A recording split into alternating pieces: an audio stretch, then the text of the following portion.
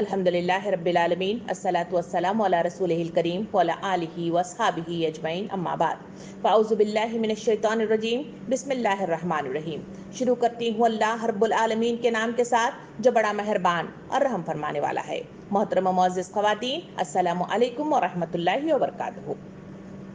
आज दूसरा पारा हमने मतन के साथ इंशाअल्लाह पढ़ा होगा और आइए आज उसका तर्जुमा हम उसके इस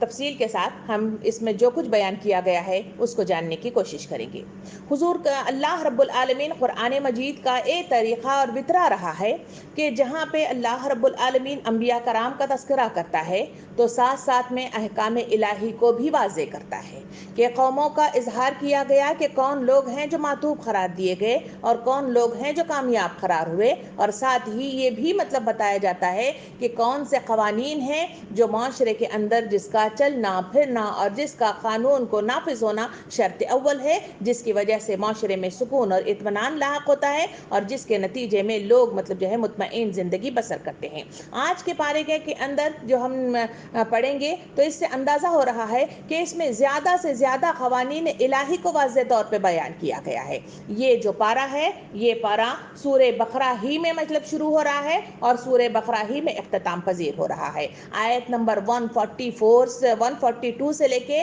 252 तक की आयत पर मुश्तमिल ये दूसरा पारा है। इसमें जो रुकुआत मतलब पर मुश्तमिल है वो है 17 रुकुआत, जिसकी तफसीलात के साथ इस पारे को इख्तिताम पजीर किया गया है। मोहतरम मुअज़्ज़िज़ ख़वातीन, इस पारे की जो इब्तिदा की गई है वो मतलब जो है अहम तरीन है कि वो उम्मत मुस्लिमा को एक अहम लफ्ज़ उम्मत वस्त के साथ मतलब जो है इन्हें मुखातिब किया गया है। इस मतलब जो है लफ्ज़ के साथ उम्मत मुस्लिमा को वाज़े तौर पर उनकी पोजीशन को वाज़े किया गया और इसमें उनके आला अशरफ ग्रोह और अदल का मतलब जो है इसमें इजहार किया गया। कहा गया कि तुम वो उम्मत हो जो तुम्हारी एक पोजीशन है और वो पोजीशन ये है कि इस माशरे के अंदर तुम उम्मत वस्त का काम अंजाम देती हो, और उम्मत वस्त का मतलब ये है कि एक आला अशरफ ग्रोह जो अदल इंसाफ की रविश पर कायम रहे। इस पोजीशन के देने के साथ ही अल्लाह रब्बुल आलमीन दूसरा मतलब जो है इजहार ये करता है कि वो है काबा के क़िबला जो चेंजिंग वाक़ा हुई। इस पारे के अंदर इसकी तफसीलात आती हैं। कहा गया कि रजब या शाबान यानी 2 हिजरी में ये वाक़या पेश आया था। पहले लोग जो मुसलमान थे वो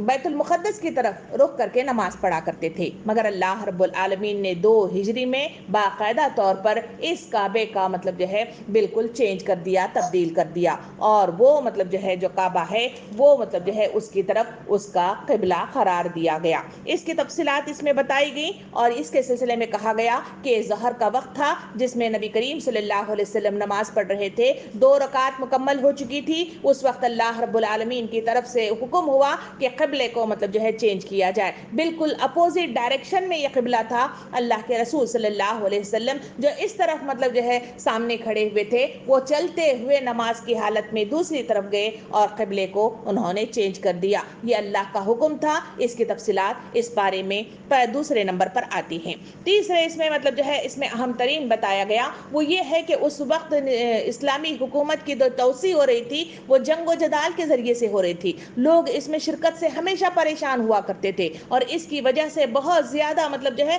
पीछे हट रहे थे, सुस्ती और काहिली में मुब्तला हो गए थे। तो ऐसे वक्त में अल्लाह रब्बुल आलमीन ने जो कानून बताया, जो मतलब जो है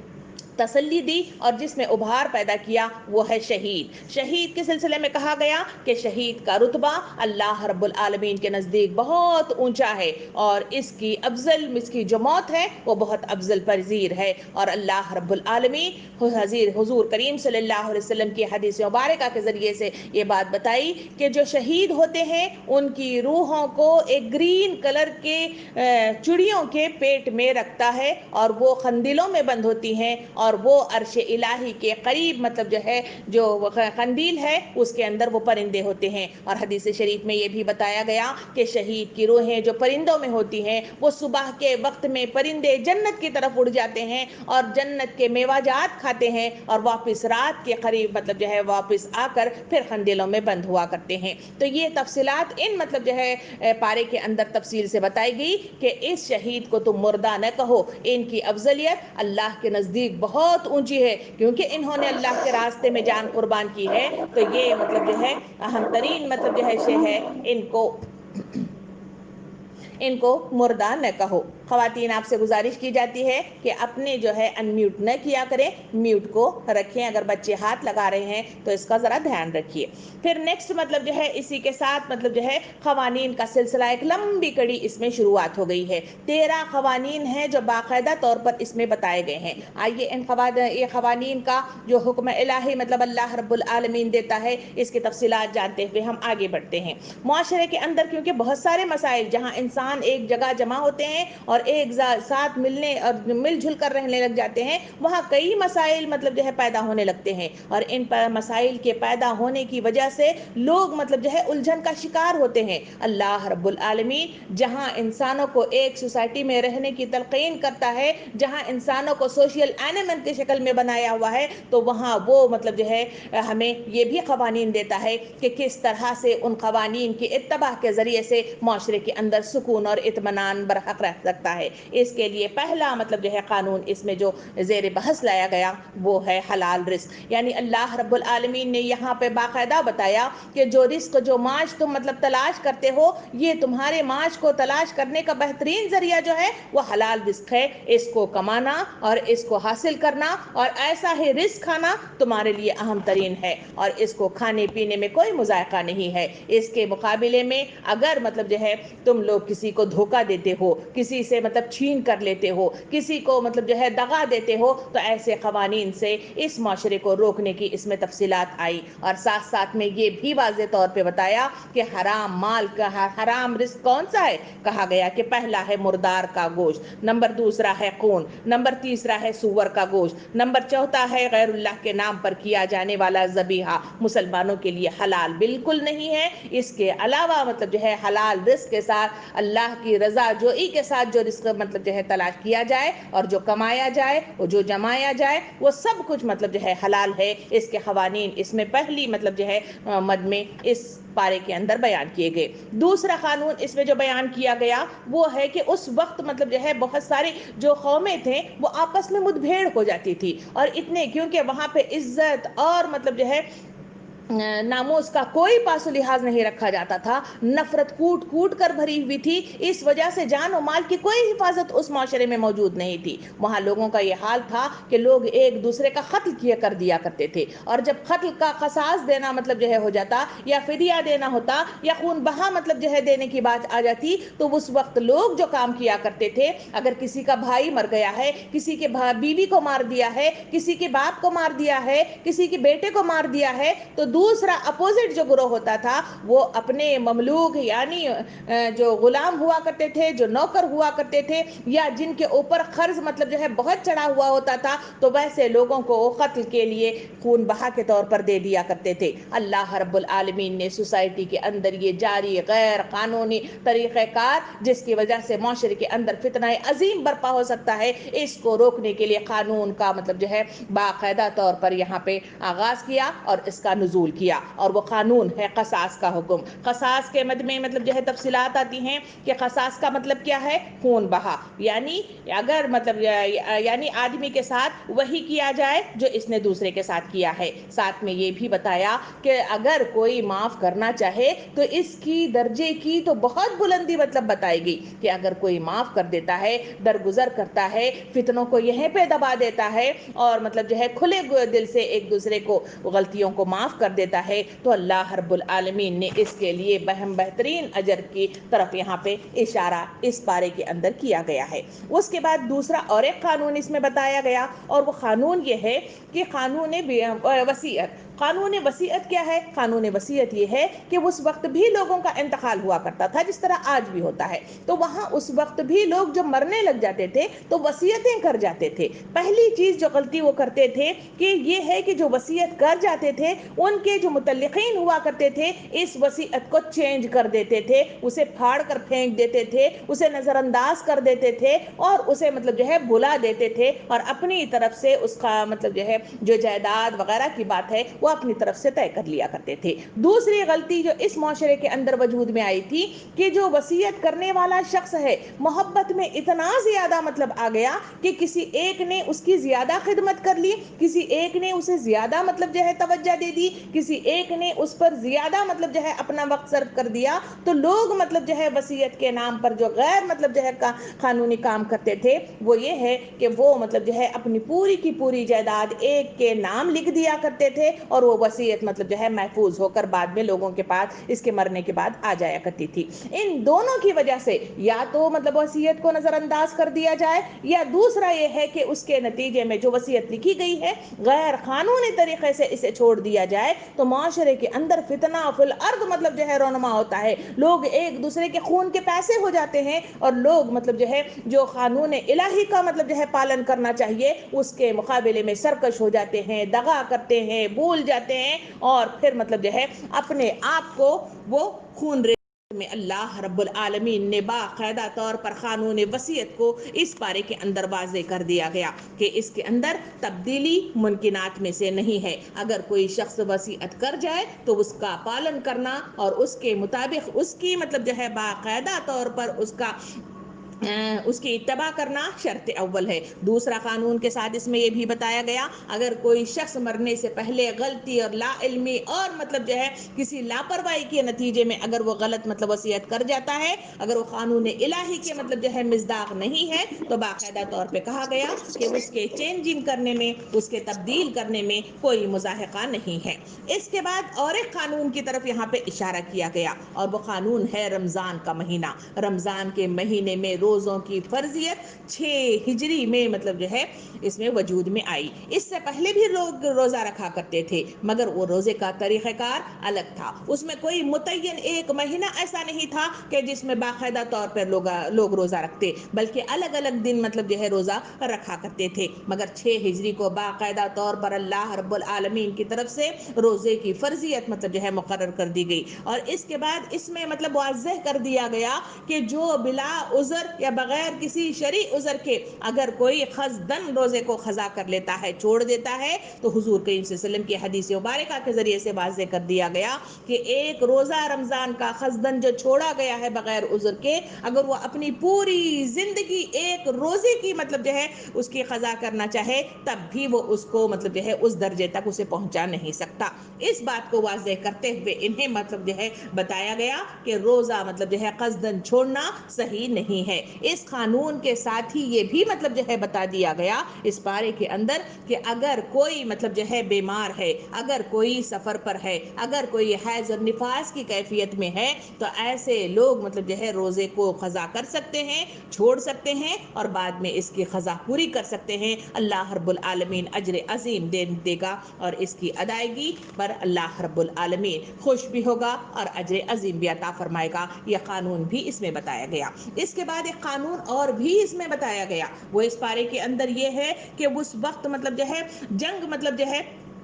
ایک دوسرے کی جنگیں ہوتی تھی، جیسے جنگ بدر ہوئی، جنگ مطلب جو ہے احد ہوئی، اس طرح کے بہت سارے جنگیں ہیں جو اس دور میں بھی حضور صلی اللہ علیہ وسلم کے دور میں بھی ہوئی، اس کے بعد بھی صحابہ کرام کے دور میں بھی، خلافت کے دور میں بھی ہوئی۔ اس مطلب جو ہے دور کے اندر جو جنگیں ہوا کرتی تھی تو پہلے یہ قانون تھا کہ جو لوگ جنگوں کے اعتبار سے ایک فوج لے کر کسی شہر میں، کسی بستی میں، کسی قریے میں داخل ہو جایا کرتے تھے تو وہ اپنا پاور دکھانے کے لیے، اپنی طاقت دکھانے کے لیے وہ وہاں کے لوگوں کو نست و نابود کر دیا کرتے تھے۔ وہاں ان کے بہت سارے ان کے گھر، ان کے خانقاہیں، ان کی ضرورتی چیزیں، ان کی کھیتی باڑی، ان کے سب کو مطلب جو ہے تہس نہس کر لیا کرتے تھے اور ان کی عورتوں کے ساتھ عزت جو ہے آبروزری کیا کرتے تھے۔ تو ایسے وقت میں اللہ رب العالمین نے بتایا کہ یہ سوسائٹی کو بہت زیادہ مطلب جو ہے خراب کرنے والی چیزیں ہیں، اس کے لیے قانون الہی بتایا گیا، اور وہ قانون یہ تھا کہ جنگ باقاعدہ طور پر صرف ظلم کو روکنے کے لیے کی جانی چاہیے، چاہیے،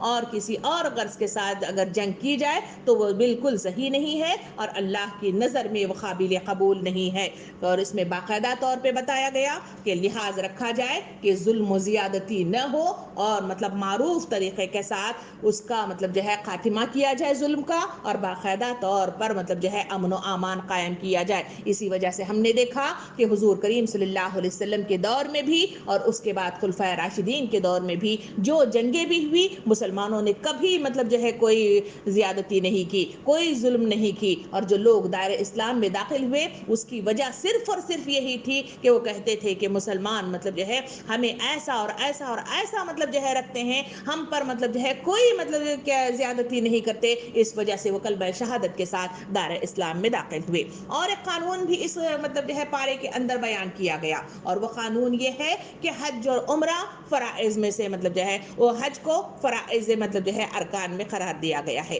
یہ حج اور عمرہ کی سلسلے میں بتایا گیا کہ لوگ مطلب جو ہے کثیر تعداد میں مختلف دنیا کے کونے کونے سے اس خانہ کعبہ کی طرف جاتے ہیں اور وہاں حج اور عمرہ کی ادائیگی کرتے ہیں، اور جو جمع ہو جاتے ہیں ان کے لیے کیا طریقہ ہے؟ پہلے زمانے میں جو لوگ ہوا کرتے تھے وہ اپنے آپ کو برہنہ کر لیا کرتے تھے، یعنی ننگے ہو کر مطلب جو ہے وہ طواف کیا کرتے تھے۔ وہ وہاں آتے تو وہاں بیٹھ کر ڈینگے مارا کرتے تھے، اپنی مطلب جو ہے قبیلے کی مطلب جو ہے تعریفیں کیا کرتے، آپ جو بڑے بڑے ہم کام کیے ہیں اس کا مطلب جو ہے پرچار کیا کرتے تھے۔ یا پھر وہاں پہ پہلے کا جو حج ہوتا تھا وہاں پہ آتے تو ان کا مطلب طریقہ کار یہ تھا کہ وہ مطلب جو ہے وہاں جو ذبیحہ کیا کرتے تھے اس کا خون مطلب جو ہے خانہ کعبہ کو مطلب جو ہے لگا دیا کرتے تھے۔ یہ طریقہ کار تھے جو حج اور عمرہ کے وہاں پہ وجود میں آتے تھے۔ اس میں باقاعدہ طور پر اللہ رب العالمین نے قوانین الہی کے ذریعے سے باقاعدہ طور پہ بتایا کہ حج اور عمرہ کی جو نیت کی جائے اس کا پورا کرنا سب سے پہلے شرط اول ہے۔ دوسرا اس میں کہا گیا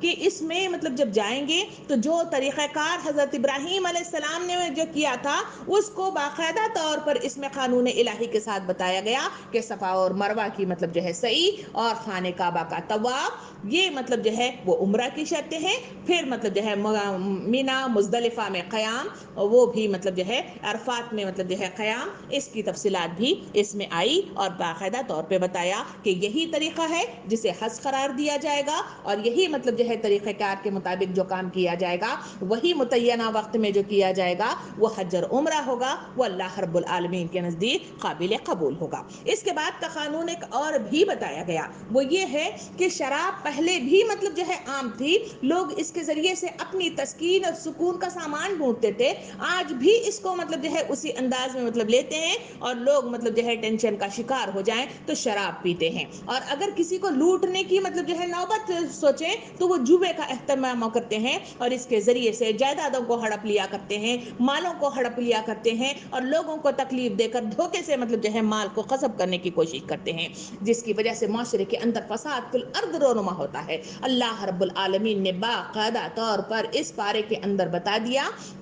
کہ شراب اور جوا یہ ممانعت مطلب جو ہے اس کے قرار دی گئی، اس میں کوئی گنجائش نہیں ہے کہ کوئی بھی کسی مطلب جو ہے اس کے لیے اگر وہ شراب پیے گا تو پھر اللہ کے عذاب کو دعوت دے گا، اگر وہ جوے کا اہتمام کرے گا تو اللہ کی عذاب کو دعوت دے گا۔ اس کا پالن کرنا، اس کا لحاظ کرنا اور اس کے مطابق اپنی زندگی کو ترتیب دینا شرط اول ہے، ورنہ اس کی غیر قانونی مطلب جو ہے اس کا استعمال انسانوں کو اللہ کے غضب کو آواز دینے کے مصداق قرار دیا جائے گا۔ اس کے بعد ایک اور بھی قانون مطلب جو ہے وجود میں آیا، وہ یہ ہے کہ جنگوں کے اعتبار سے کئی لوگ مطلب جو ہے شہید ہو جایا کرتے تھے، جو اپنے پیچھے بہت ساری اولادوں کو یتیمی کی حیثیت سے مطلب چھوڑ جایا کرتے تھے، یا کبھی مطلب جو ہے ایسے لوگ تھے جو آپس میں قبیلے وائز مطلب جو ہے جھگڑا پیدا ہو جاتا اور اس میں قتل و غارت گری رونما ہوتی، تو وہاں بہت سارے ایسے بچے ہوتے تھے جو یتیم قرار دیے جاتے تھے۔ ان یتیموں کا پالن ہار ہونا، ان کو مطلب جو ہے سر کے اوپر ان کے ہاتھ رکھنا اور ان کی پرورش کرنا معاشرے کے لیے ایک بڑا مطلب جو ہے ایک سوال تھا، جو ایک بڑا مسئلہ تھا جو معاشرے میں وجود میں مطلب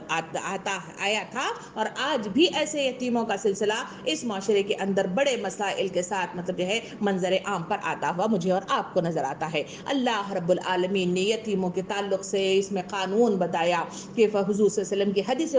مبارکہ کے ذریعے سے بتایا گیا کہ اگر کوئی شخص کسی یتیم کے سر پر شفقت سے ہاتھ رکھے گا، جس طرح کسی مطلب جو ہے بکرے کے کے جسم پر جتنے بال ہیں اتنے مصداق میں اس کو مطلب جو ہے اجر عظیم دیا جائے گا اور اسے گناہوں سے مکت کیا جائے گا. یہ اہم مطلب جو ہے ایک مطلب ابھارنے والا انداز حدیث کریمہ کے ذریعے سے بتایا اور اس مطلب جو ہے آیات کے ذریعے سے قانون بتایا گیا. وہ یہ ہے کہ یتیموں کی سرپرستی شرط اول ہے, اس کا اجر یقینی قرار دیا گیا. مگر یہ بھی بتایا گیا اگر کسی کے یتیم کا مال ہے تو وہ مطلب جو ہے اپنے اسے غصب کر لینے یا پھر اسے کھینچ کر اپنے لیے لینے کی اگر کوئی کوششیں کرتا ہے تو اللہ رب العالمین کے عذاب کو اور غضب کو آواز دیتا ہے. اس کے بعد ایک اور بھی قانون بتایا گیا. وہ قانون یہ ہے کہ اللہ رب العالمین انسانوں کی بقا کے لیے نکاح کا انتظام کیا ہے. دنیا میں جتنے بھی انسان اس دنیا میں وجود میں آتے ہیں یا پیدا ہوتے ہیں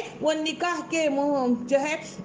مبارک بندھن میں بندھنے ہی کے بعد اس دنیا میں وجود میں آتے ہیں. اللہ رب العالمین نے اس نکاح کے قانون کو بھی واضح کر دیا. کہا گیا کہ اس نکاح کے قوانین کو لوگ مطلب جو ہے اگر کسی زناکاری کے بل بوتے پر اگر کسی انسان کی وجود میں آتی ہے تو وہ غلط قسم کا مطلب قانون ہے جو معاشرے کے اندر غلط مطلب جو ہے رجحانات پیدا کرتا ہے اور یہ بالکل اللہ رب العالمین کے نزدیک قابل قبول نہیں ہے. دوسرا اس میں بتایا گیا کہ اگر مطلب جو ہے جیسے حضور کریم صلی اللہ علیہ وسلم کی حدیث مبارکہ کے مطابق انسان نکاح کرتا ہے تو تین مطلب جو ہے چیزوں کی بدولت کرتا ہے.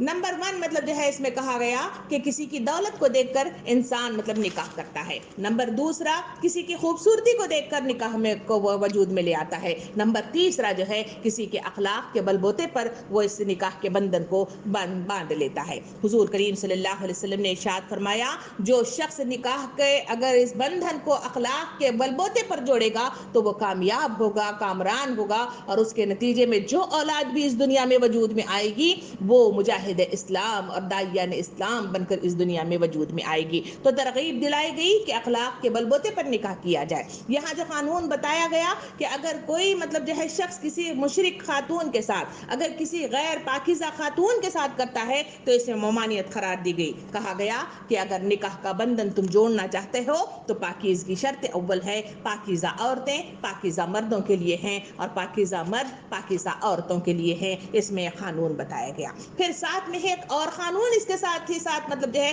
اس مسئلے کا حل بھی اس میں بتایا گیا. وہ یہ ہے کہ جب اس نکاح کے بندھن میں انسان جڑ جاتا ہے تو مسئلہ جو پیش آتا ہے کہ کبھی کبھی اختلافات ذہنی نظریات کے نہ